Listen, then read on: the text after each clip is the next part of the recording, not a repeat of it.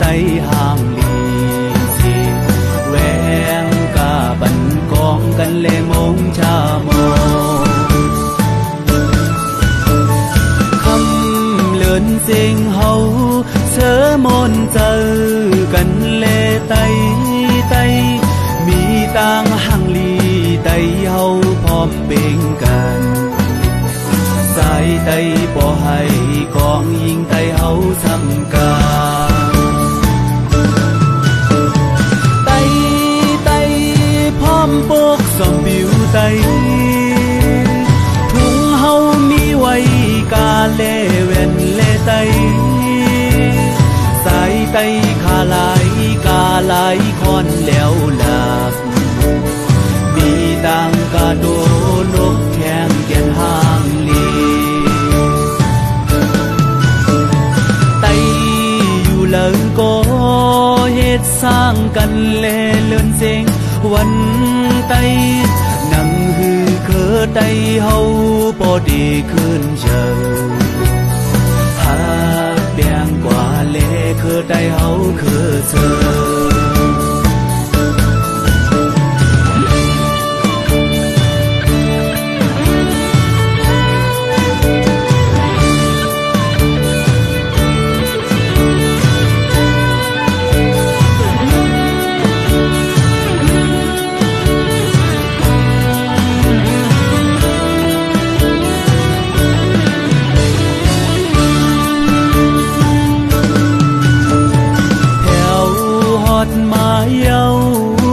pi mơ lớn riêng hậu sai tay yên tay nung khô tay hàng lì xì quen cả bần con cần lệ mong cha mồ khăm lớn riêng hậu sớ môn giờ cần lệ tay tay mi tang hàng lì tay hậu phom bên cạnh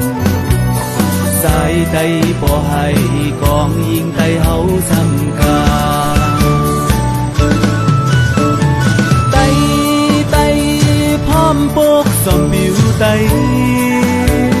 thung hậu mi quay ca lê ven lê tay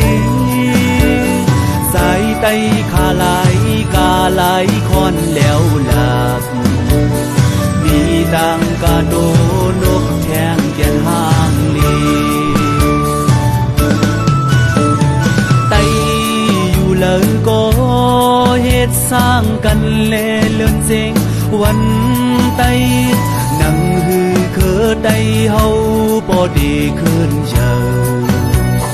hát bèn quả lê khơ tay hậu khơ giờ